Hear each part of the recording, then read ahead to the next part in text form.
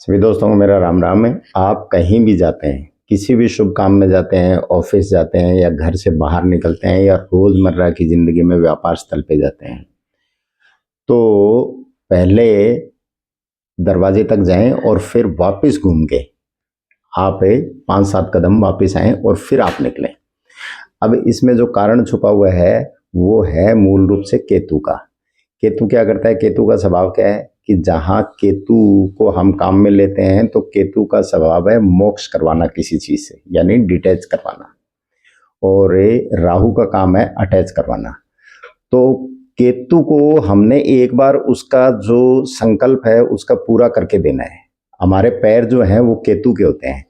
हम जैसे ही इसको काम में लेने के लिए उठाते हैं तो हमने क्या किया, दरवाजे तक हम गए और फिर हम वापस मुड़ के 5-7 कदम में हम वापस अंदर आ गए। यानी केतु चाहता है कि ये जिस काम के लिए जा रहा है वो एक बार ना हो, क्योंकि हम केतु को काम में ले रहे हैं, पैर उठा रहे हैं हमारे, और पैर क्या है? केतु ही तो है।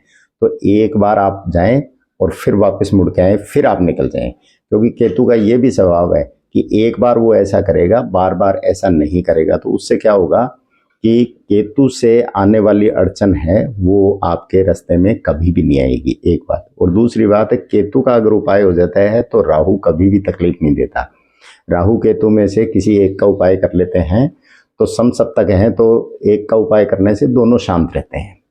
तो अगर आप भी ऐसा करके देखेंगे कि पहले दरवाजे तक गए फिर वापस घूम के, अब कहाँ, यहाँ कमेंट में ये भी पूछा जा सकता है कि सर हम उल्टे सीधे चलें क्या? तो ऐसा नहीं करना है, आपने घूम के वापस आना है। क्यों?